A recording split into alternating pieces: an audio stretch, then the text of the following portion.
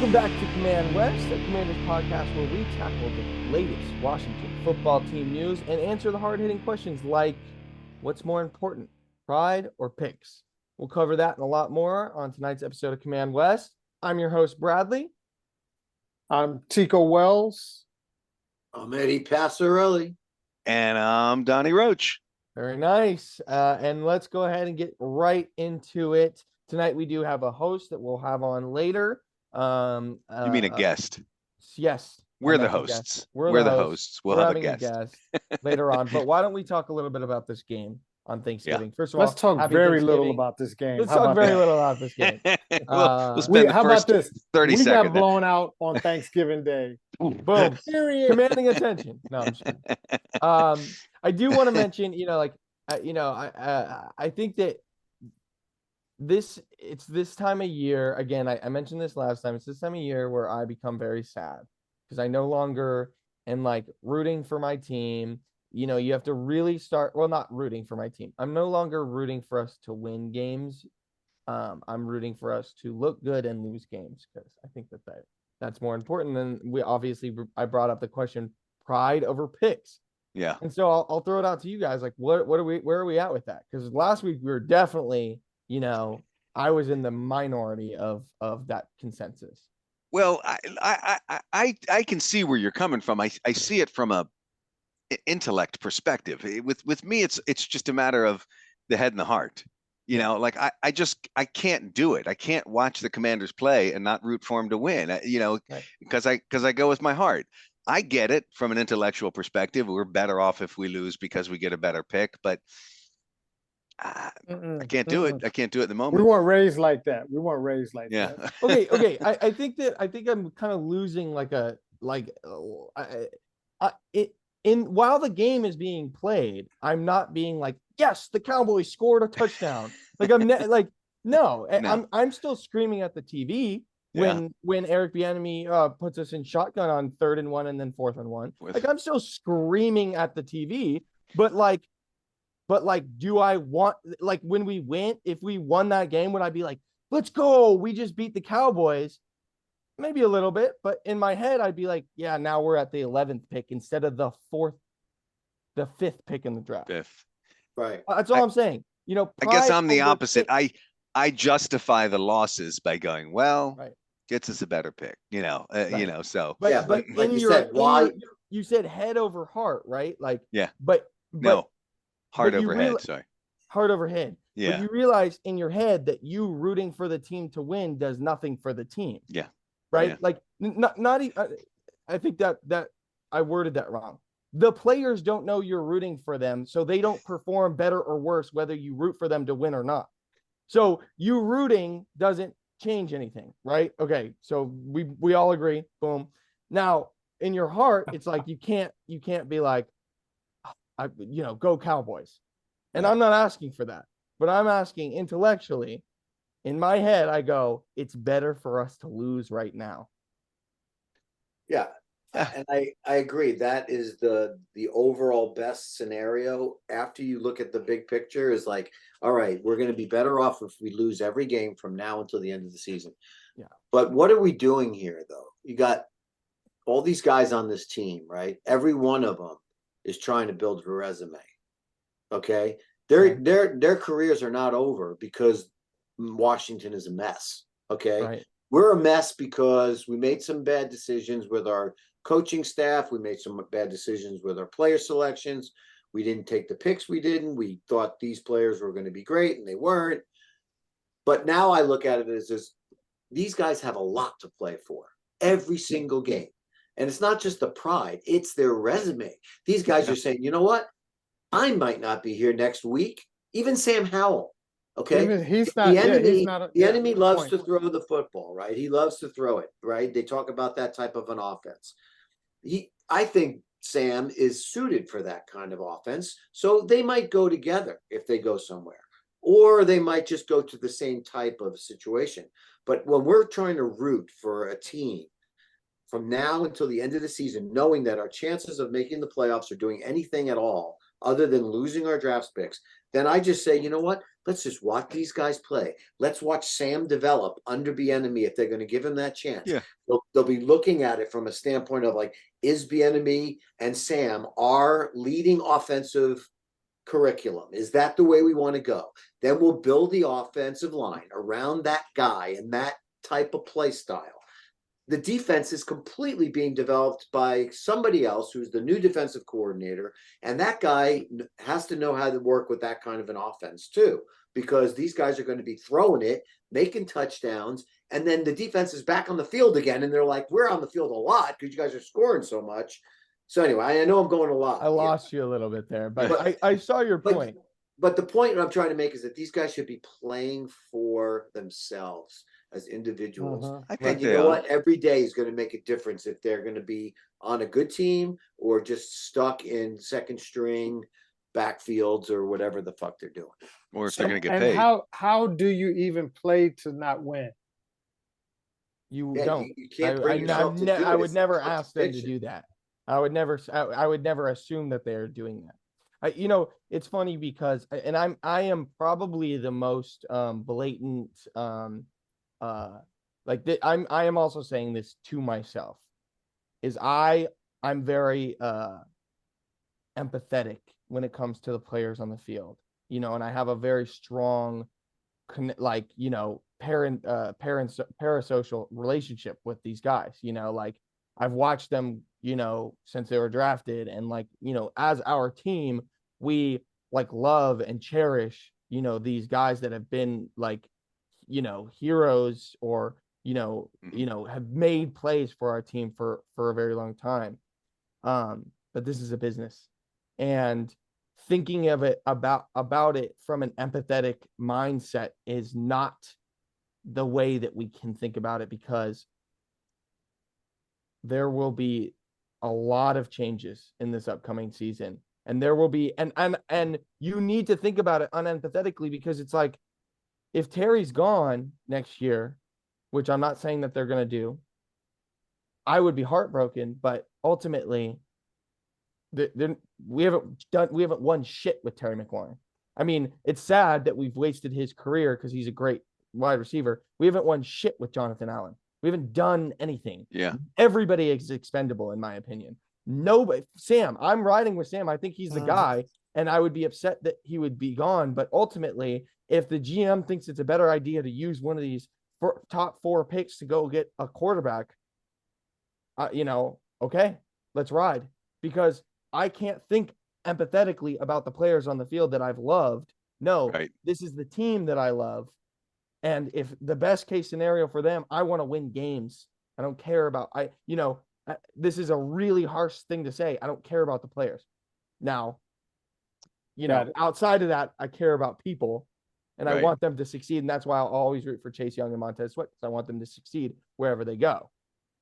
And you do care about players, Bradley, because you were saying it earlier when you thought you had to pre-record something. You were talking about the defense, and you were saying, and you were naming names. You know, the people that we've grown to love: Benjamin St. Juste, Deron Payne, Cam Curl. Like, these are people that we been rooting for. Like he's good, he's got some. But then you watch them as a defensive unit, and you go, this defense is terrible. Yeah. Like, it really is the worst in the league. Mm-hmm. And if you're gonna clean house and start over again, all these people that we've been pulling for and kind of, you know, like, but this guy's great, you know, they might all have to go. That, you know, pink cloud that shields our vision, that we go, Eric Bieniemy, no, we'll give him another chance. We'll give him another chance. And then there's that breaking point where you start to think about, but he's been riding them really hard in the offseason. There's been complaints about him. There's been stuff that have come out. These players aren't really for him. Maybe he's not the head coach of the future. When 2 weeks ago, if you asked me, I'd be like, let's give him a chance. You know, Sam Howell is another one. Like, you know, I hope there never be a breaking point where I go, all these things of Sam Howell that we've been watching, all the sacks, all the interceptions, blah, blah, blah, blah. You know, that pink cloud will go away at some point. And, you know. But what do you do about Sam here, though? What do you do about him? This guy's going to get hurt. And then what do you do about him for the final, what do we got left? 5 games? 5 games. He's going to get sacked. He's going to get hammered. He's going to throw passes. He's been sacked. He's been hammered. I don't. What's the The thing our is, I line is terrible. I just hate Yeah. to see him ruin another good quarterback. Or what? Bench him for the rest of the season, then be like, all right, here's a starter again. No, I he don't know. needs This is he week needs the 12. experience, and he needs to, you know, this game has a lot of elements to it. It's a team game, it's an individual game, it's a coaching game, it's a momentum game. You know, GMs play a part. Everybody plays a part in this thing.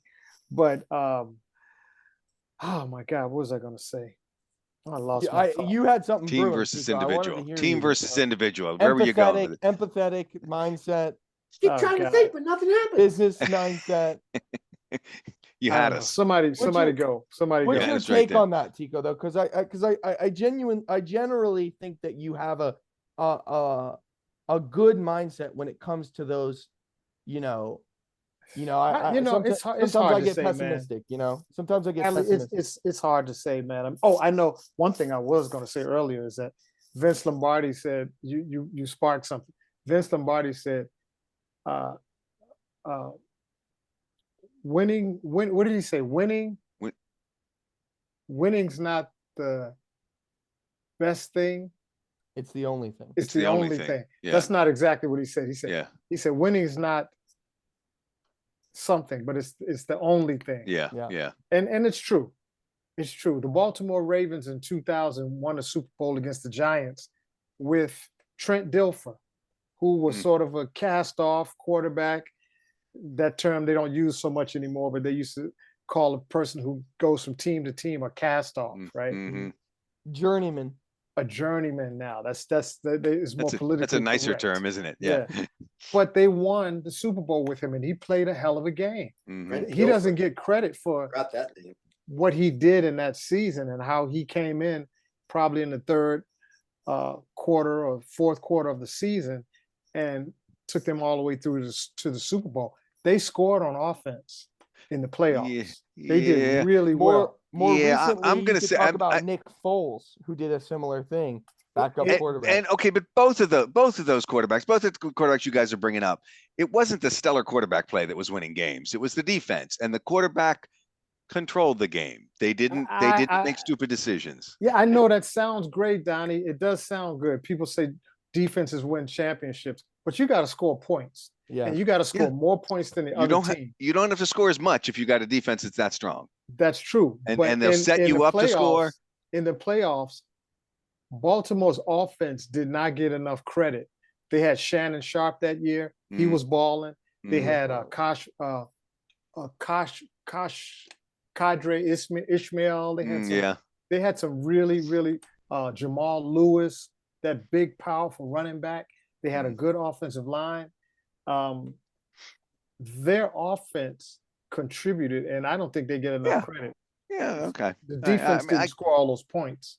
No, I know. I mean, obviously there was some balance there. You can't, they said, you're right. They say defenses win championships. You can't do it with just one side of the ball. That was the old age, what wins championships. Now it's a throwing. It feels like it's more of a it's offensive, a little more balanced towards offense now. Yeah. Well, also they, a lot of the new rules take a lot of the teeth out of the defense. Right. You can't touch the receiver 5 yards after. That's just setting up receivers to make big plays. So moving along a little bit. Does anybody have anything to say specifically about this game on Thanksgiving? I don't remember. We got crushed. We got crushed. And it was an embarrassment. What I did want to say about the offense, because my commandment was to lose and not get embarrassed, which we only got one of those things, and then to see Sam Howell develop, and it's really tough to develop a quarterback behind this O-line and with a wide receiver room that is frankly, I don't see the effort right now, which is really sad to me, because I feel like these Ron Rivera's teams, although not great, mediocre, they always are fighting. It feels like, and I just haven't seen that in the last couple of games. It feels like Sam Howell and Brian Robinson are fighting and no one else is. Yeah. And I see that on the play calling, because it's like my biggest frustration was, what are we doing on fourth down? We went for 4 or 5 fourth downs Four fourth and downs. didn't convert one. Yeah, because we turned our 1 yard that we needed to get it to 5 yards by pulling back. It was It really hard to watch. Yeah. Really, really hard to watch. And you know, again, you said that earlier too. That's like 4 turnovers, you know, like, you know, I think we only turned the ball over once. Yep. Is that right? It was an interception and that was at the Yeah. end of the game. Well, it was funny. Yeah, it was funny because I saw a stat line that's like teams that have over 100 yards rushing, over 200 yards passing, under 25 yards penalty Penalties. yards, under 2 turnovers, usually don't lose games. And that was our stat line. I think the stat was have never lost a game in was the it past never? 2 or Yeah. 3 decades or something like that. Yeah. And we did all those things. We and did. We still lost. Yeah. So Yeah. I We're think we're that- great at It's setting the fourth down, Yeah. not converting on fourth down is really the story of the game. I Yeah. think, you know, yeah. Yeah. I mean, we did move the ball Uh-huh. in the first 2 halves, maybe even in the first 2 quarters, and even into the third quarter. We were moving the ball on a great defense. And so I felt a little optimistic going into halftime, 10-20. Whew, 2-score game. Okay. Yeah, and then just completely And imploded. then we just shut down. Completely imploded. I don't know what we do. Well, in our yeah, halftime and discussion. here's the rundown of the here's the second quarter. Dallas punt. Washington punt. No, we turned it over on downs. And hold on, Yeah, that's one of the times we turned it over Dallas on downs. punt. We turned it over on downs. Dallas punt. We punt. Dallas field goal. We turn it over on downs. Dallas touchdown. We turn it over on downs. Dallas touchdown. Interception, touchdown. End of game. Yeah. Yeah, so basically, That's That's the So- second Yeah. half. Yeah. That's the And whole that's- second half. turnovers And on that's downs. those turnover on downs, like it wasn't like, oh, we were so behind, we had to like do so. It was like we were, if we get this, we're in scoring position.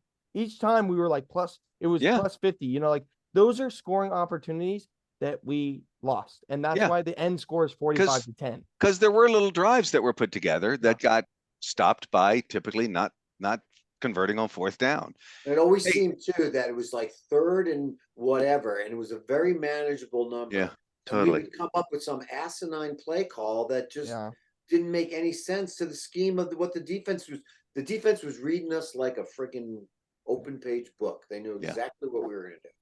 We did kinda not disagree with score that, in the but- second half. No, we certainly didn't. We 20 did to not 10 at score in the second halftime. half. And you know what? You're only going to get so many series in a game. Yeah. The first half, we had 4 series. We got a field goal and a touchdown. That's pretty good. It's solid. We scored on half of our possessions. Mhm. Second half, we had 6 possessions, and we did not score. Okay. And not only Guys- did we not score, but we turned it over on a lot of those too. Yeah. While we're wallowing in what a crappy game this is, why don't we just twist the knife another turn and invite our Dallas Cowboy fan guest on? Oh, should we really bring my friend Todd in? I don't know if I want to know. Don't hide We your head have in your to. hands. He's Do your we have friend, to? Eddie. Yeah. It's your, I know you Your guys were all fault. waffling like, should we bring him in? Want to do this? All right. So Eddie, Let's you bring want him in. to go ahead and introduce him? Yeah, I'll do that right now. Awesome. too. Guys, I'd like to welcome a good close friend of mine, Mr. Todd Wade. Thank you, Todd, for coming and joining us. Thank you, Hello, Todd. Todd. My pleasure. Obviously, the circumstances of bringing you to the show have definitely caused a little uneasiness for us. We tried to think of like how good this show could possibly go, bringing a Dallas fan in, and I can't think of a better person to bring in because unlike a lot of Dallas fans that I know that are just devout Dallas fans, you have a few other issues about Dallas that you'd like to talk about today. So that's the kind of vibe that we want to get from you. We want to find out like what is it about the NFC East and this rivalry that we've had with you guys and Thanksgiving and God damn it, you fucked us again. Well, what can I say? Dallas is really, really good against bad teams and not so good against good teams. That's what's going on this year. And every year. It seems like there's a lot of teams like that this year. You got the Dolphins. Yeah. You got true. San Francisco. They've gotten a little bit better against good teams. The Bengals. Bengals are done, and San Fran's the team to watch. Yeah. So I a gotta lot of tell you, weapons. I still think Dallas might be the team to watch, as much as it pains me to say it. I still wouldn't be surprised if you guys pull out the division, because you got another game against Philly coming up, and to me, I feel like you've been playing just a hair better than Philly has. Philly squeaks out some wins. True, but when's the they last struggle. time Dak Prescott came from behind in the fourth quarter to win a game? Good question. You tell us. I couldn't tell you. Certainly didn't have to Actually, do it on Thanksgiving. I completely disagree with you, Dad. Yeah.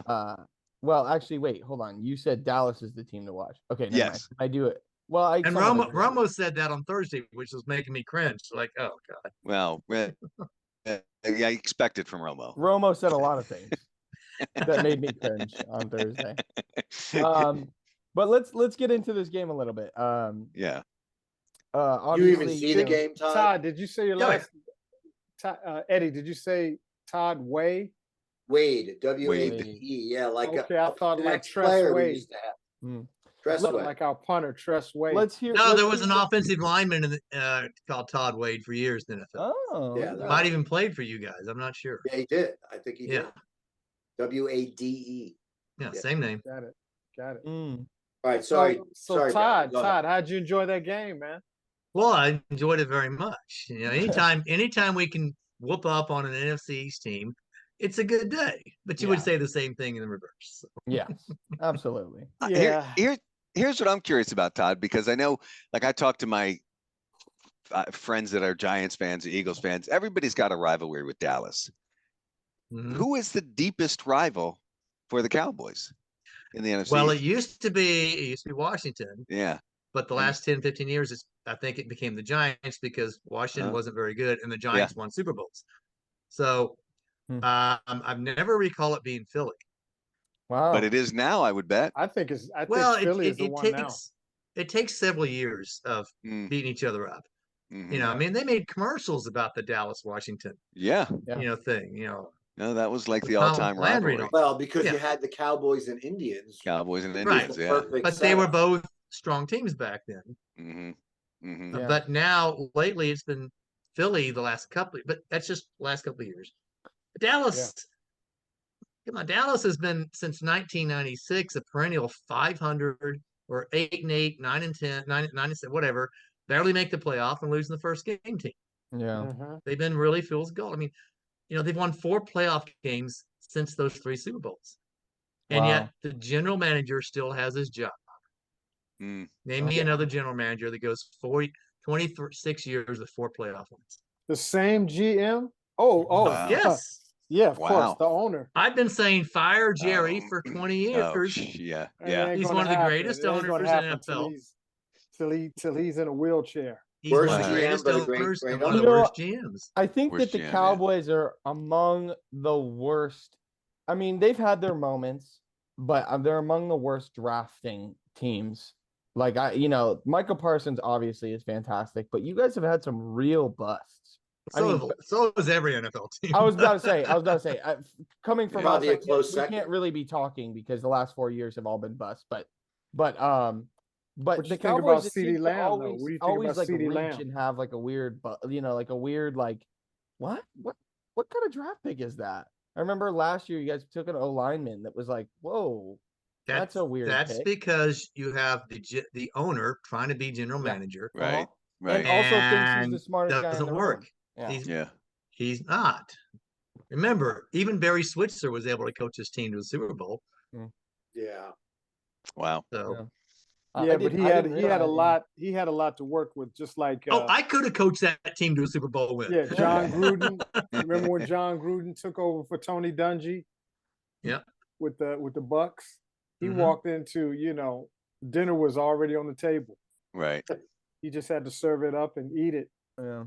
and he did. One of the problems with Dallas is since Jimmy left, we've been stuck with somebody that will allow Jerry to do what Jerry does. That's why you never have a Bill Cowher or a really good coach in. Right. McCarthy's okay, but so I want to hear. I'm glad we brought this up because one of your coaching staff, who I think is destined for a head coaching job this next year, is your defensive coordinator, Dan Quinn. And what do you think about him? Do you think he's going to get the head coaching job next year? And obviously at Dallas or somewhere else. I don't know. Well, you tell me. What do you think? McCarthy's going to be here next year. The season's going to. So, but do you think he'll get a? My attitude is, most teams really need an offensive head coach. Right. This is a very offensive league, and defensive head coaches tend to make stupid decisions down the road. That's my feeling. I would very few defensive head coaches are successful anymore. Right. I would tend to agree with that, but he is the premier defensive coordinator. Sure. Yeah. Like, He's like done he well. is the guy. I have Dallas on my fantasy team. Yeah, me too, actually. And what's funny is because we've been talking, actually this week, we'll bring this up later. A guy named Brent Vesselmeyer, our DB coach, got fired. I'm sure you heard that news. No. However, oh, you didn't? Okay, so our defensive coordinator and our DB coach got fired. So Jack Del Rio and Brent Vesselmeyer got fired. And I was trying to think about the up and coming new OCs and coordinators that will be coming around. And I was thinking about the premier groups, right? When we think about wide receiver rooms, DB rooms, O-line, tight ends, in the league. And the one that came to mind immediately is the Cowboys defensive backs, because you went from record-breaking picks in Trayvon Diggs, what, a year ago or 2 years ago? Yeah. And then this year, and then he got injured. And then this year you have Deron Bland with record-breaking pick sixes. Yeah. And I'm like, your DB room is insane. Are you kidding me? It's not enough to win Super Bowls, though. Well, but I was thinking, do you know off the top of your head your DB coach? Nope. Okay, because that guy's got to get a job. That guy has got to get a job. He may take over as the defensive coordinator when Dan Quinn is offered a head coaching job. I could see him step. I mean, your linebacker coach deserves a job too. I mean, your defense is solid, legit. Yeah. When they play a bad team. Yeah. Or so when they play a good team, then they struggle. So what's an example of a good team that you've played this year that they struggled against? Well, Jesus, they got beat by the Cardinals. So, well, there's only been losses to San Fran and Philly and Arizona. A fluky Arizona game. Yeah. But the 5 of the next 6 games are against teams like that. I mean, one of them's Buffalo, and we don't know what Buffalo is anymore. But it's going to be a tough. They should beat Seattle easily because Geno Smith is deteriorated. But after that, it's going to be a tough finish. Yeah, they definitely got a gauntlet ahead of them. And we'll see how they come out of it, because I think that's going to be very telling. I think they'll make the playoffs just because they've already got. They'll make the playoffs. Yeah. They'll be 8-3 or 9-3 when they beat Seattle. So that's. So who all they got to do is win a couple. Who would Dallas potentially be aligned with going into the first round of the playoffs? Because they won't be first seeded; they'll probably be second or third in the NFC. There's a lot of weeks. They'll probably be fifth, because if they don't take the conference, then they'll be the first wild card. Well, again, I don't see them playing. I see them losing 4 games going out. Wow. That's how tough the schedule is. Right. I don't see that. So I don't know. I kind of look at Dallas as being the type of team that can come in and upset any one of these teams. So I would say you probably win 50%. When's the last time they did that? I don't know. Maybe this is. Look, I'm telling you, this team barely beats teams that are winning well. They never come from behind. They've been doing this for 15 years. Yeah. They're just good enough to get to the playoffs, and then So besides general manager, what do you think is holding Dallas back right now? That and the fact that because Jerry wants so much control of things, you can't get a great coach in there because he's got to have somebody that will do it. Right. You can't bring in someone like a Belichick, who I'm not saying he's a great coach right now, but someone who wants more control. Jerry wants the control. So, okay. Here's my take on this whole ownership thing, because we had one of the most hated owners I've ever seen. Arguably the most. And the worst. I can't remember. An owner who was hated so much. And before this last kind of scandal thing went off, I was not not privy to why people hated Dan Snyder so much. But the same thing in Dallas. Arguably the most recognizable owner in Jerry Jones. Owners don't play the game. They give the talent to the coaches, and the coaches have to coach them up. And ultimately, the coaches can't play the game. Right. So, of course, it always the head gets cut off first. But why is Jerry Jones? What can you point to as a reason to why people hate Jerry Jones so much, or wish he would stay out of?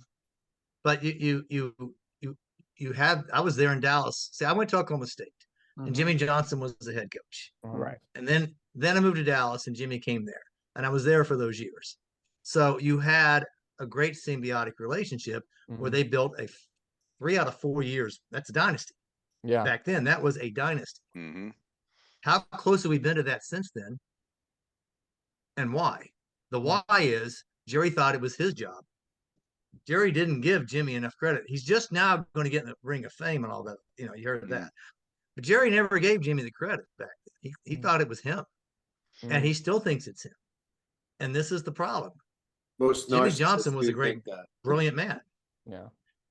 So I think from the clips I've seen, there was a lot of personal stuff going on with the two of them.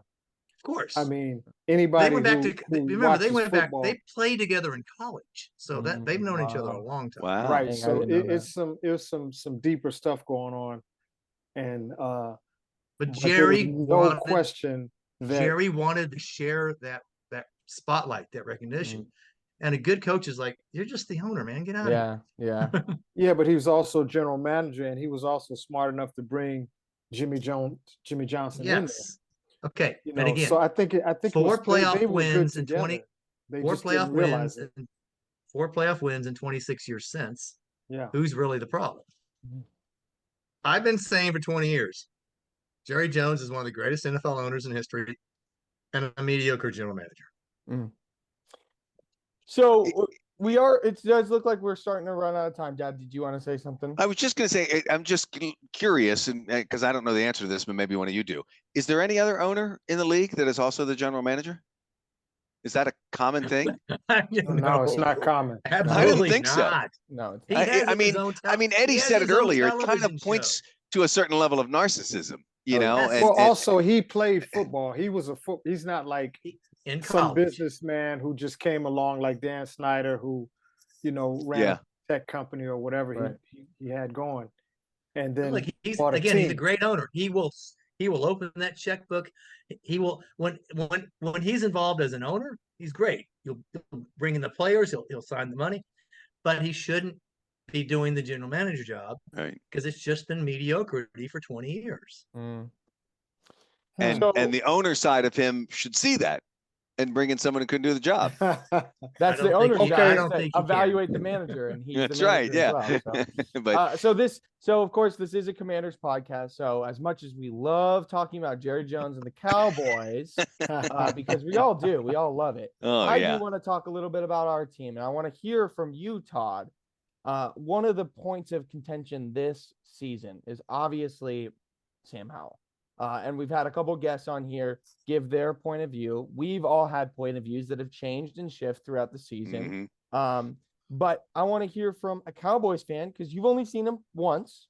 So, maybe twice now. They saw him at the last game of true. the last game of last season. You To did get see Sam Howell him. beat the Cowboys in his You first. have seen him twice. So you've seen him twice. This first is game. the only really season that I think counts because that was I think that game counts obviously, but It didn't really count much in the difference of their outcome for the season. he was his first start. So you don't Yeah, really it have was his tape first on the guy. You don't know anything about him. This year Right. they did. You know, it was much more like official showing. What did you think? Sam Howell, thoughts? Well, I'll just generalize this, but one of the problems that the NFL has developed in the last 10 years is that there's only about 6 good quarterbacks. And it's become fair. It's become brain surgery to do the job. So it's really hard to find the guy because it's just too difficult. They've made the league so protective of the offense that the defense, you can't win a Super Bowl with the defense anymore. You could 20 years ago. Yeah. So having said that, I don't know because I've not seen enough of him. But I don't think Dak Prescott is one of the 10 best in the NFL. Mm. You know, again, when's the last time he won a game in the fourth quarter? It's really, really hard with this league now if you don't have a really good quarterback. And who knows? I don't know. He may be good, but there's 6 good ones or 6 potential good ones coming out next year, of which 3 will probably be okay. But that's what's made this league so hard. Right. How many teams have a great quarterback? So I actually do somewhat agree with you. I'm gonna change good to like elite, and then the rest are good. Like I think that there's like 6 guys that are like Elite. will put their team on their back. And then there's like 15 guys that are like, you can win a lot of games with these guys. Right. So like that's and then the rest are like Jameis Winston, you know, it's like you can win a game, he could also lose you a game. Kirk Cousins has been a decent quarterback for years, but he's never gotten anywhere. No, he's not elite, but he is good. He's solid. Yeah, exactly. Except for that Achilles. And I think it's even hard to get those guys though. Those 15. It is. You know, the top 15. But if just you a don't dependable have quarterback is hard to come by. If you don't have the rest of the support, a good defense, a good coaching staff. I mean, you know, I thought Tony Romo was one of the top 4 5 quarterbacks when he played. Right. He'd score 40 points. Everybody yelled at him about throwing it away in the fourth quarter. I'm like, he gave you 40 points. What more do you want? Your quarterback's giving you 30, 40 points a game. It's not the quarterback. So I want to ask you a question. He's throwing it that much, he's going to get intercepted, which he did a lot of times because he was always coming from behind. Sure, yeah. I want to ask you a question. Every single game. There was a Super Bowl that happened maybe 3 years ago in which Patrick Mahomes and the Chiefs, who is regarded as probably the best quarterback in the NFL right now, went against Tom Brady, who is 40 years old and a phenomenal Bucs defense. Do you think at that time that Tom Brady was one of those 6 elite quarterbacks in the league at that time? At that time, because of his knowledge and his preparation and how they played the game. Remember, it's not about throwing 40 yarders. It's about, you know, Peyton Manning had one of the worst defenses for years with the Colts. I mean, it was sickening.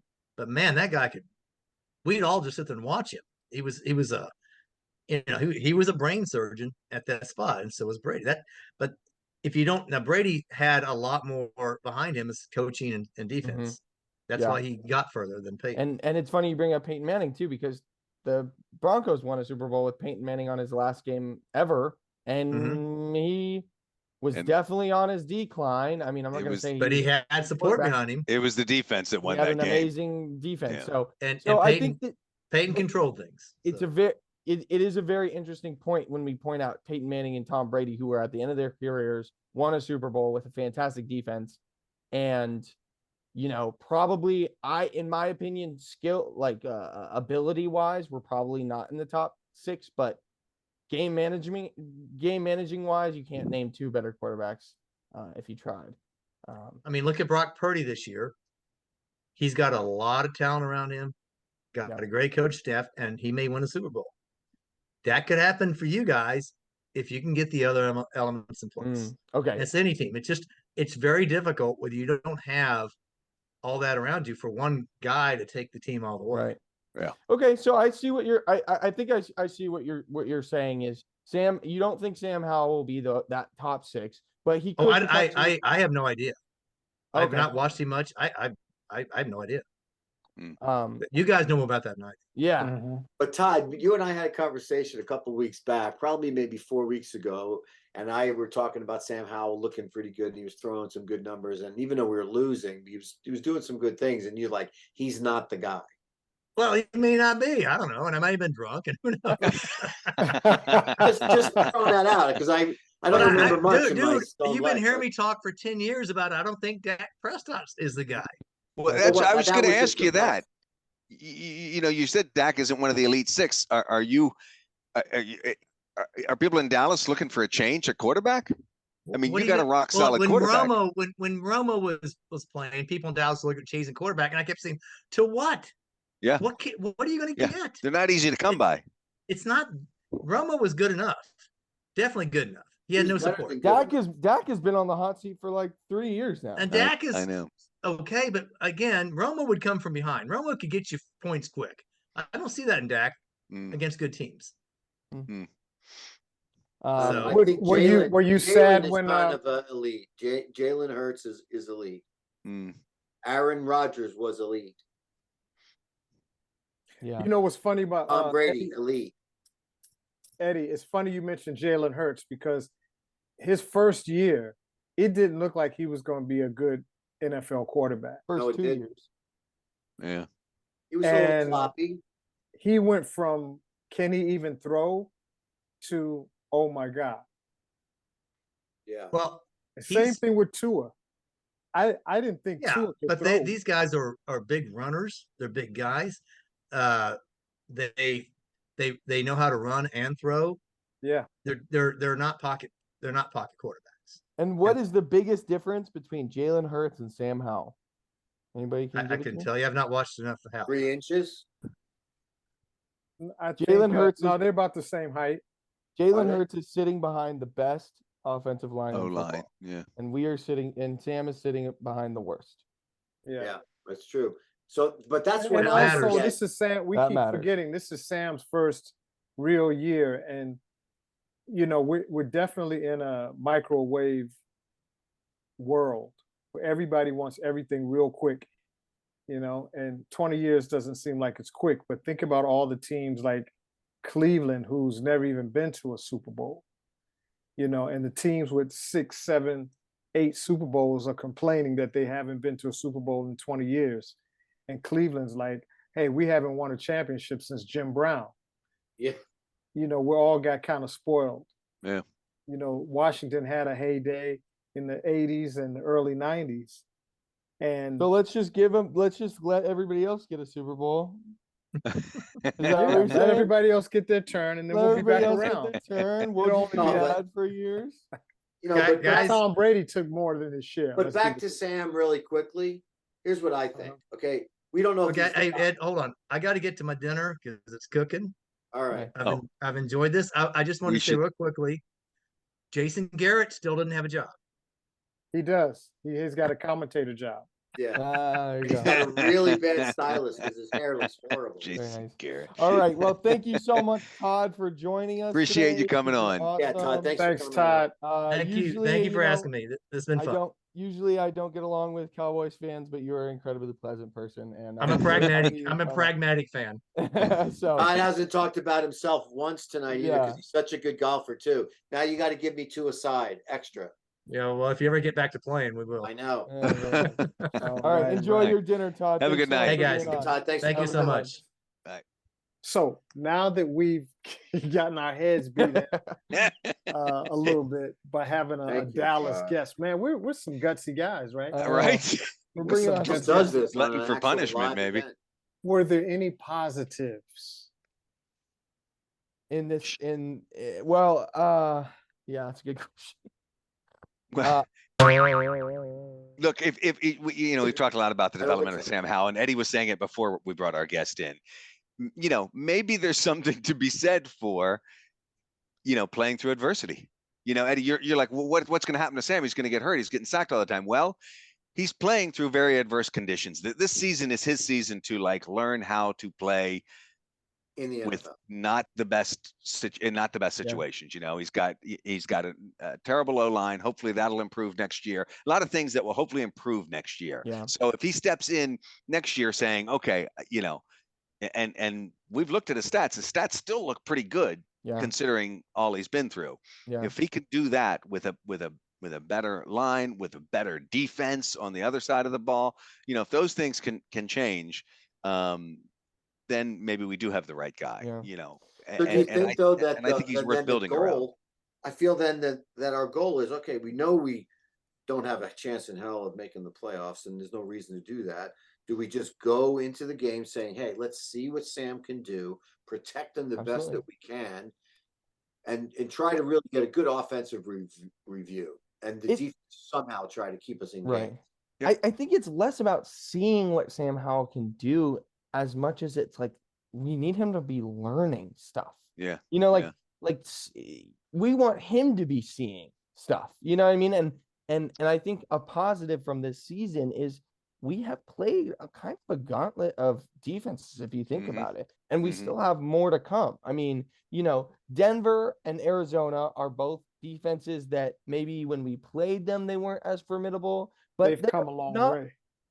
They've come a long way, and they still had those same players when we played them. So, you know, like they may not have been as strong as when we played them, but they are well coached and have good players. And then Denver's defense is getting some teeth right now. Say that again. Denver's decent defense. I was watching they've been the good highlights and I was going, God, we got lucky. Yeah, and then we played a Seattle defense that is young but very strong in the back end. We have, you know, in division, we have two great defenses in Philly and the Cowboys. We're gonna play Miami, who I think has a great defense. We play the Jets, who may have one of the better ones in the league, and then we play the 49ers, and we play the Jets again. You know, those are all real. And then, you know, the Rams have a bit of a weaker defense, but they have Aaron Donald, and he has nothing to scoff at. And you know, it'll be a good matchup for us. I think the Ram game that we get to luckily go to. Yeah, but what my point is that Sam has seen a lot of different defenses and a lot of well coached with strong players, and this, you know, the defenses he's seen will help him, even though he's getting beat up, even though our O-line is terrible. Though that will help him in the future because, you know, a lot of teams don't have the Cowboys, Eagles, Niners, Jets defenses. You know, no, that's how he learns. I mean, you know, Todd mentioned it when, you know, during the guest bit here. He said, what did he refer to? He said, quarterback now is like did he say a surgeon or something? You know, it's like I can't remember the term he used. Yeah, it's like a surgeon, right? You know, because you've got to have that level of intellect, and the really good ones, you know, you go back to the Tom Brady's and the Peyton Mannings, they would step up to the line and they could identify, you know, you see enough defenses and you can go, I know where the blitz is going to come from, or, you know, I see what's going on. I see where the man coverage is. Those kinds of things, the more he sees, the more he learns, you know. I mean, if he's good and he's able to build on that, you know, the time will tell. Another team.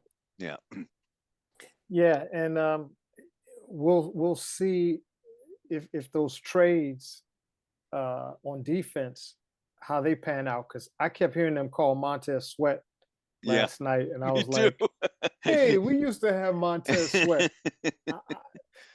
That might. Those guys are like ringing the bell, you know. Every time they do a nice play, ding. That's enough fun. But you know, we knew they were good players. Like I think that assuming that we were going to trade them and they were going to be like not performing performing worse than when we had them, I think was a little bit of. I think that they were both great players and we weren't utilizing them well. Yeah. And I know Chase Young wanted out. Our defense was bad. Like all of that, you know, both of them go off and they're like want to show off a little bit. They're going to be stars, man. They're going to be stars. I mean, and I'm gonna root for them. Like I said earlier. How do you guys think the morale is in the locker room right now? Like, what are they thinking? Terrible. What are they going through? Yeah, it's got to be terrible. The lack of effort is it's terrible, and I think it's all morale. Like, how do you get psyched up for a game? Like Rivera, to me, doesn't do it. Like, imagine what has he got to say to these guys? Rivera, you know, it's funny. Tony Dungy had a very boring personality too.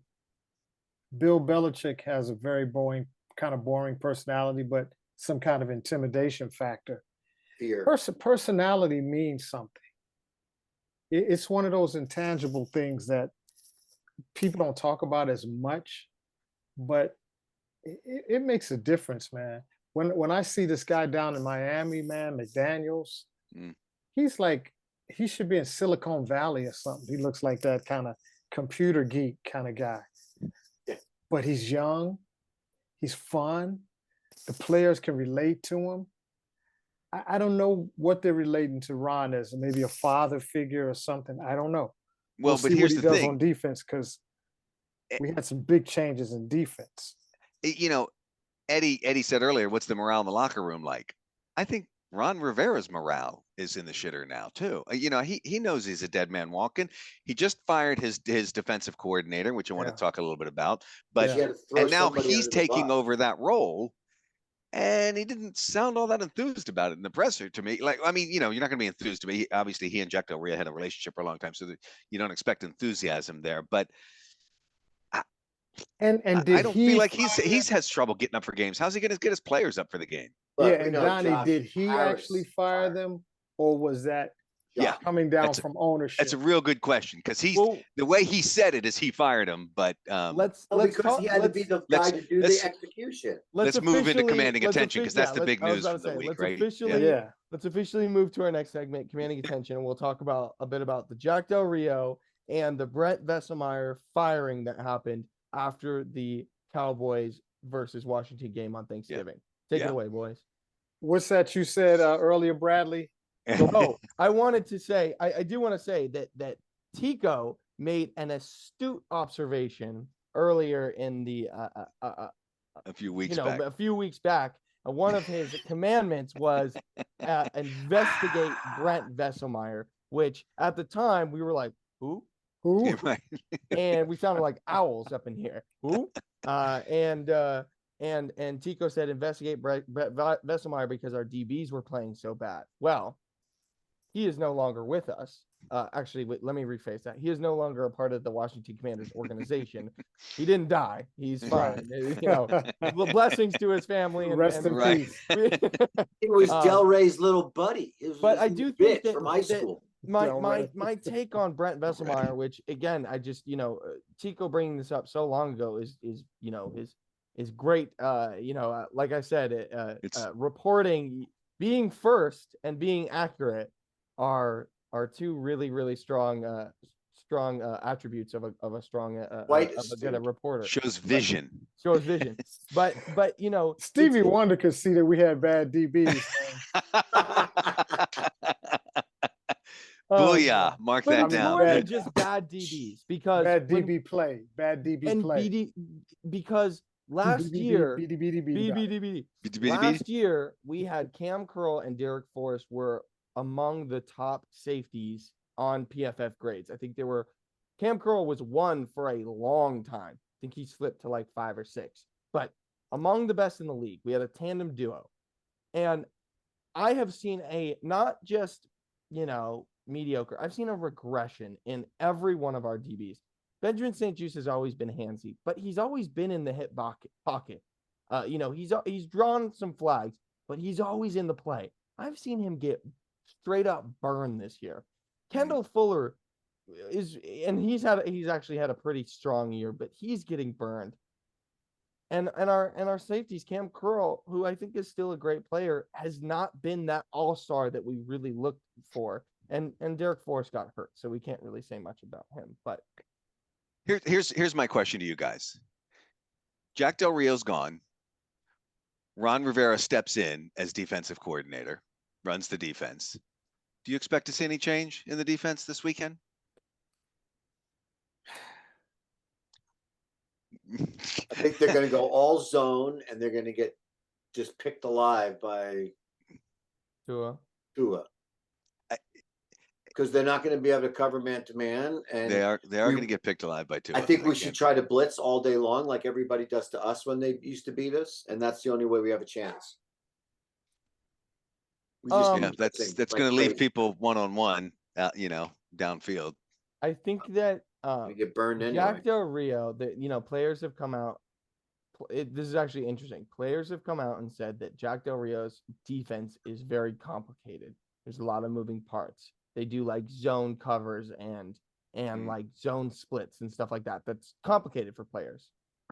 And then it's also come out this season that players, offensive players that play against our defense have been like, yeah, we knew exactly what the defense were going to do. It's pretty simple. The coverages are simple. So defenses, what you want to do with the defense is have it be simple for your players to run, but have it look complicated to the other team. And Jack Del Rio has done the exact opposite with our team. He's made it complicated for our players to run, but look simple on the field. What kind of logic is that? That is bizarre, man. That's a good one, Bradley. I can't imagine that was his intention, but that's obviously what the result has been. It is, and so what I think Ron will do is he'll simplify it for the players. I think he said that. So, I don't think there's going to be a significant. I actually really don't know how this defense is going to play. You know who we should get for defensive coordinator? Who? If he's up to it, Ray Lewis. Yeah. You know what? Great players don't always make great coaches. Yeah. And also, do we want many of them more don't get a chance to show players? it? Yeah. When do they get a chance to show it? They always get some guy like who was the coordinator for the Chargers now, the offensive coordinator. He was with Dallas last year. Kellen Moore. Yeah. They always get some. I hate to say it. They get some white guy who was sucked at playing football. You can say it. And all of a sudden he's a head coach somewhere. Right. Yeah. He's an offensive coordinator. Did I say that? That was racist. That was kind of racist. Yeah. But We'll give you a pass. Yeah. But It's pretty accurate too. Just saying. Just saying. Yeah. I mean, when did Kellen Moore ever do anything in an NFL? This is a super, super tangent, and I'm going to be really brief with it. I've said this a lot, but Louis T is, one of my favorite Washington podcasts. Last year, when the Dolphins head coach, or 2 years ago, Dolphins head coach Brian Flores got fired. Mm-hmm. He made a fantastic video highlighting race in head coaching jobs in the NFL, and it really opened my eyes to a lot of the discrepancies and disparities in specifically Black head coaches in the NFL. And I thought if anybody wants to go check that out, it's a must watch. It's fantastic, and he has a lot of great perspectives on it. And I get it. People always say, why are there so many Cowboy fans and Giants fans and Philly fans in DC? And what I've come to as part of the reasons is that, this is a tangent too, is that Washington was the last team to hire Black players. Yeah. And there were people who were like, I'm never going to root for Washington ever. And they told their kids. But we need some dogs in the house, man. We do need some dogs. And I don't care if it's on coaching, if it's on, and who Brian Robinson said he loved how Eric Bieniemy was coaching him hard.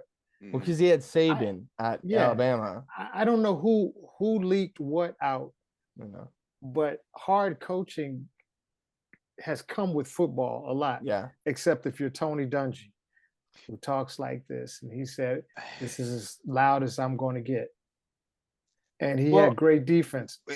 I think that you bring up a good point, because there's been a link with Belichick to Washington.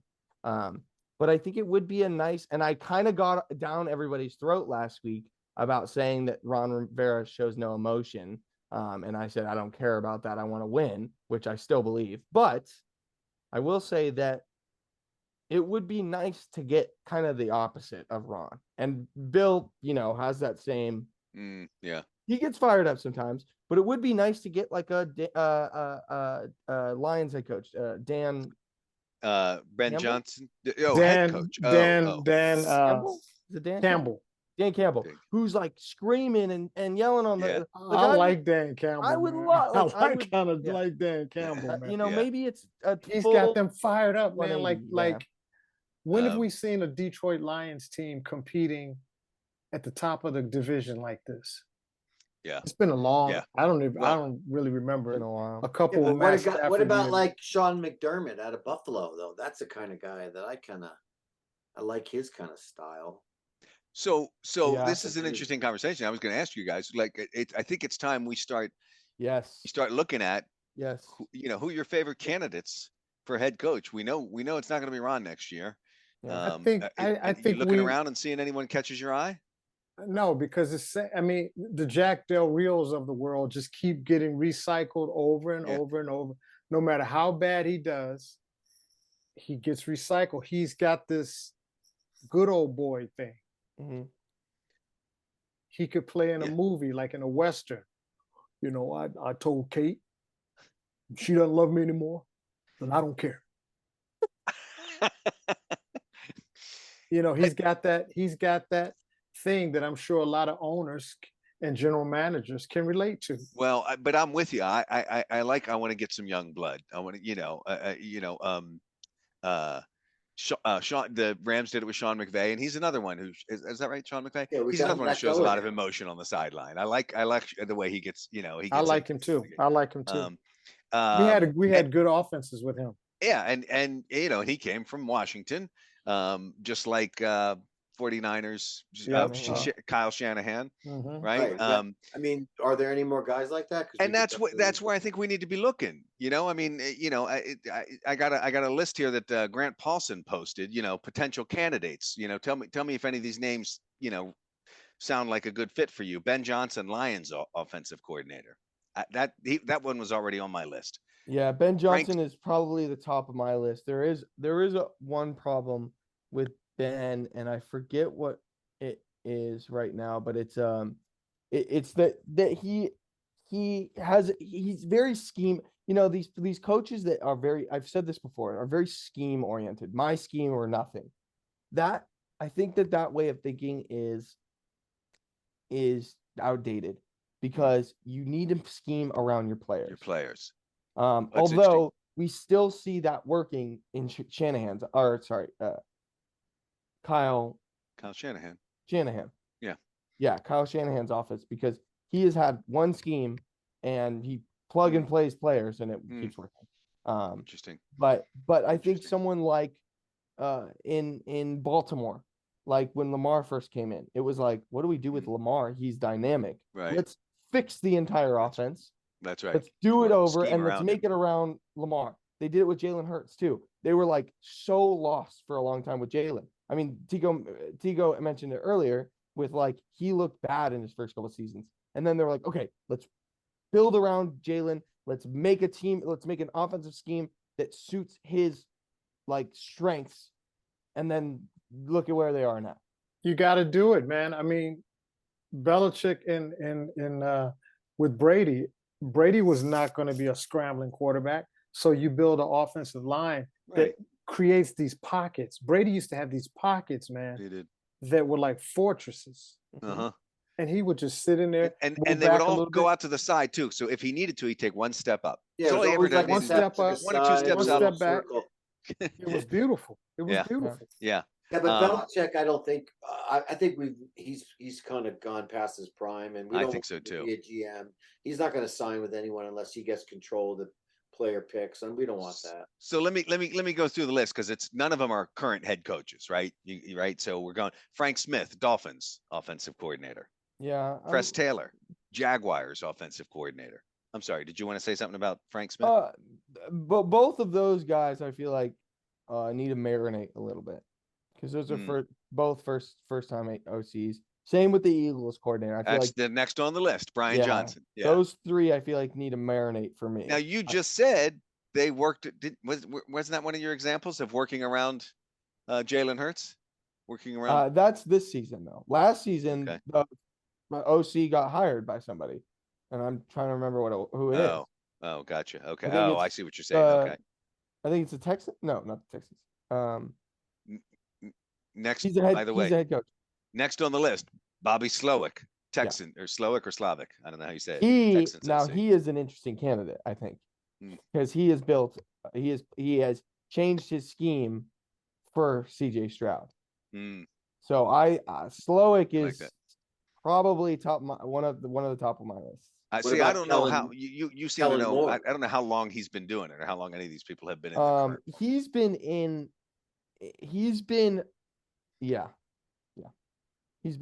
around. Then you got Shane Waldron, Seahawks offensive coordinator, and Kellen Moore, we mentioned before, Chargers offensive coordinator. So that's 7 of the 10 on the list are OCs. The last 3 are defensive coordinators. To Todd's point earlier, I kind of agree. I think I like the idea of an offensive coordinator running a team more than a defensive coordinator, but some have been successful. What about Minnesota's Brian Flores? There you go, Brian Flores, first defensive coordinator on the list. Brian Flores, Dan Quinn, Cowboys we already mentioned, and Ejiro Evero, Panthers defensive coordinator. Or Patrick Graham is a defensive coordinator for the Raiders too. Patrick Graham is another guy that's on the list that I saw. Have the Raiders been playing that strong a defense? I don't know, but they like the. I heard that some of these critics were saying that Patrick Graham has this kind of a behavior that is strong for a defensive coordinator, whatever that means. I think it's something for us to look at and touch on maybe in these last few weeks. See who your favorites are. Look around the league and see if anybody catches your eye. As much as I just cracked on Kellen Moore, he probably would be good. Yeah, and because sometimes those nerdy kind of guys, man, they really know the game. They're technicians. Yeah. Should we be the first to have a female head coach? Maybe that would be good. I think we're still a couple years away from that. Who's on your list? Oprah. Right. She motivates. Under their ass. She brings some warmth and love to Washington. I think that it's also interesting because like a guy like Dan Quinn, right, would come in and fix our defense. And then I like the idea of like, hiring some quarterbacks coach, maybe the Texans quarterback coach who has been developing a guy, or maybe I'm trying to think of another emerging quarterback, maybe the Cincinnati quarterback coach or something. You know what I mean? As an OC, giving them a shot and being like, work your magic with Sam Howell and fix an off. Make this. Giving another young guy a shot who has been under a successful OC working with their quarterback or a successful part of their offense. You know what I mean? For a head coach. No, for an OC. For the offensive coordinator position. Bringing a defensive coordinator for head coach and then hiring that as an OC. I wish I could say I knew enough about OCs and defensive coordinators to be able to make this is us taking it to the next level for the fans. Because we have nothing to do for the next 5 or 6 weeks. Is that why? What else are we going to talk about? We don't want to spend more time on how bad they're losing. Should we really spend an hour on this? Well, I tell you what, we got a game coming up. Let's move on to Miami. Okay. How do we deal with Tua? How do we deal with this Miami Dolphin team? What's their record? We're not. Let's just say we're not. Okay. Probably true. What's their record? That's 7 negative. and 4? That was negative. That was my bad, guys. That was negative. Again, I've been also negative all realistic. day, and I'm not apologizing. What's Miami's record? Are they 7? I don't have it here. 8-3. 8-3. Like 8-3. Like, all right, so we got a great team, just like Dallas. Yeah, they're very good. So I think that here's what I'll say is I'll say we have a good 3% chance of keeping them under 35 points. And I think that if we want to keep this close, our offense has got to show up. Obviously their offense is dynamic, elite. They probably have the most dynamic wide receiver in Tyreek Hill. I'm not going to say he's the best wide receiver in the league, but he is the most dynamic, and that's a fact. He is just too fast to handle. Our defense loves to let people get behind him, and our defense, I saw this, is the absolute worst at letting offenses score when they're outside of the 35. Of course we Right. are. And Right. Big play Miami scores. is the best in the league at scoring good. outside of the 35. So I get expect some that to big look forward to. plays, but with big plays comes the opportunity for our offense to be on the field more. Mm-hmm. So we might get to see a little bit more of Sam Howell. Okay. He's but gonna this is need also to be slinging it all over the place. Yep. so See, this is also a really good defense. this is something I think about that I think most people miss. What? Sorry, guys. You okay? It was a solicitor call, so I had to hang up. Okay. Is, you know, it's like you give somebody like Eric Bieniemy an opportunity to come in to a situation that's been in shambles, right? And unless it's a miracle job that happens, he's not going to get any credit. Ron's not going to get any credit, even though when he came in, it was a mess. Eric is probably trying to do a lot of what they did in Kansas City without Patrick Mahomes. Mm-hmm. I think he likes Sam, and I think he sees the potential that Sam can do some of the same things. Right. It's just the first year. So is that the mark of a good coordinator then? I don't know what the mark of a good coordinator is. When the team does well on offense, people say the coordinator's good. When the team doesn't do good on offense or defense, they say the coordinator sucks. So, but we just had a conversation, and you agreed with me about how you think a good offensive coordinator fits their scheme to the players that they're playing with. And you just said that he's trying to do the things that he could do when he had a player like Patrick Mahomes here in Washington, and it hasn't worked through 12 games. So I would say that that is the mark of a bad quarterback because he can't adjust. Coordinator. And that's been, coordinator. That's been my gripe with Eric Bieniemy this entire season is his lack of adjustment. I think he's creative, just like he was in Kansas City. I think he can call plays well. His adjustments are too little, too late. I don't know. I mean, it's like Colorado football team. They got Shador. He has a fractured back.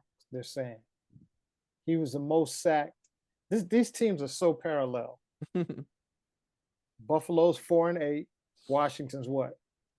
4 and whatever. 4-8 as well, I think. Yeah. 4 and 6. Shador was the most sacked quarterback in college football. Sam Howell is the what? Most sacked quarterback, Most sacked in the quarterback NFL. in the NFL. Shador's got a nice rifle arm. Sam's got a nice Same. Rifle arm. Call and response here. Colorado has a sucky offensive line. Washington has a sucky offensive line. So no matter what plays you put in there, if the players can't execute it, you can give them the best plays. It's a reason why on 4th and 1, they line up in shotgun. They don't have any faith in the running game. It's not a dependable But then they game. did a draw play anyway. So yeah, they line up in shotgun and run it. Now you're just developing a run 5 yards behind the line. Yeah. You have to gain some momentum before you hit that line. So you try to hand it to him and he runs into a brick wall. So then you try to do a draw play and see if that works. It's, you can't throw all the time. Yeah. Look, you can't. I mean, Andy Reid, when he was with the Eagles, hardly ever ran the ball. Their idea of a run was a little dink screen to the running back. LaShawn McCoy, like they did run the ball. They had one of the best running backs in the league at the time. Yeah, but they were a pass first offense. Okay, but they still had they still had a dynamic running game. They had a good running back, but look at his receiving yards. He was a great receiving back. Look, Tico, I agree with you. This is not an I'm not easy saying job. Eric Bieniemy is the answer. Right. I know don't you're know not. what the answer to this puzzle is. If Again, I we're just knew, fans. I'd have the magic carpet, because Yeah. we've been trying to figure this out since 1992. Yeah. We're not good at it. Earlier. And change doesn't necessarily mean success. No, it's change for us but- has always meant more weighting. More of the same. More weighting. Yes. But insanity is doing the same thing and hoping that it For a different result. Yeah. Something hoping changes for it. a different result. So if what we've been doing that's the same is changing. And what have we seen from Ron changing, Rivera? Changing. Mediocre, winning season, mediocre. And you're right, some coaches can come in the first season, they turn everything around. Yeah. Most can't do that. Most can't. And I don't expect that. I really don't, because we have a lot of work to do. And so I think we're going to be bad for a while. And remember this, Bradley, when Bill Belichick went to Cleveland, he made them somewhat respectable. Mm-hmm. But then it got so bad that when they snuck off in the middle of the night and took off to go to Baltimore, they took everybody but him. People forget that in his history. Yeah. They took everybody to Baltimore but Bill Belichick. And Ron has made this organization respectable again. And that I do think he'll get. You said Ron Rivera won't get any credit. I think he will get credit for making this, and potentially Sam Howell. I mean, finding if he becomes the guy. Sucked. When Ron came, they sucked. They were way worse than we are now. Yep. Yeah. But we aren't winning. We're not winning. But here's the frustrating thing. It seems to me like the past couple of years we've been saying, boy, we have all the right ingredients. We just need to find a decent quarterback. If we could get even an average quarterback in there, we could win way more games than we're winning. And we got a good quarterback in there, it feels like. And then everything else fell apart. the defense fell apart. The rest of the team freaking fell apart. But also, Donnie, too, as we're trying to looking for this quarterback situation, there's moving parts every season. So like this O-line is not the O-line of 2 years ago. Yeah, but the defensive line was in place for 4 years. Except Chase got hurt. Remember, Chase got hurt? Yeah. They added Montez Sweat, which I thought he played better to me consistently than anybody on the defensive line. Payne and Allen, they've been decent. Yeah. Payne had a really good year last year. Yeah, but we can't get decent from first round picks. Decent isn't gonna cut it.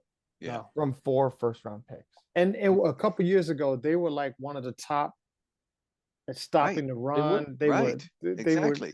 That's why I say you get a good quarterback in there, then your offense is clicking. You got that defense clicking, and they haven't been together. Decent this year either. And then they've been bad. They've been terrible. Ricky Vesselmeyer, what's his name? Brent Vesselmeyer. Brent Vesselchicker. Why did they find that guy? Like, was that true that he was really like some high school like fucking running back coach? I don't know what he was doing. I heard that he was a friend of Dan Snyder, not friend of Dan Snyder's friend of Jack Del Rio. Jack Del Rio. He just brought him in. I don't know that. I just heard you say it earlier. Chris Harris should be the defensive coordinator right now for this team if Ron had any balls, and he doesn't. And the writing was on the wall there last year. The writing was on the wall there the year before. I mean, 2020 they were good, but we were playing a lot of really bad teams.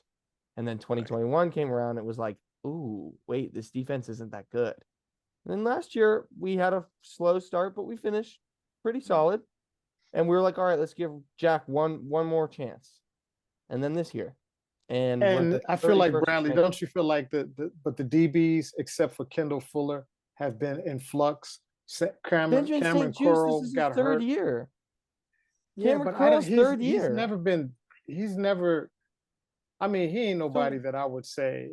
Well, what do you? Again, your point was, don't be surprised to say goodbye to all of them. Yeah. Yeah, I can't say I wanted St. Juice to be good. I can't say that I would cry if he left. Nope. I don't know. And I mean, he probably gets be. burned Okay, and guys. penalties and I think We should wrap it up. Yeah. we're depressing our audience now. I know. Let's yeah, I think we let's are. do we I have think commandments I- for I this checked out Miami about a game? 12-minute Hey, break. there's hope. There's hope for the Commanders. Yeah. You know what? There is Here's hope my next I'll, year. I'll say this is my hope right here. Okay. If we win this game, if we lose this game, Giants win, Bears win, we could go all the way down to the third. Oh my pick God! Stop in it! the Stop it! Stop it! draft. Stop it! Stop it! Stop it! Wow, look at That's that. what we're Third rooting pick. for now, That, huh? and look and listen to this. Listen to this. Wait, I just want you guys to hear this. Okay. The top 2 tackles in this draft are phenomenal. And we could be looking at another Trent Williams type player.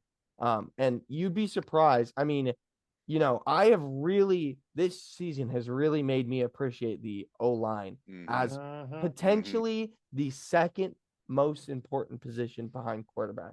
I mean, when I talked about how Tom Brady and the Bucs beat Patrick Mahomes a couple years back, that Patrick Mahomes got sacked a lot. He was under pressure all the time. And you know what they did? They got rid of one of the best wide receivers in the league, because wide receivers don't win you Super Bowls. And they went and they traded for Orlando Brown. They drafted a few guys. They beefed up that O-line.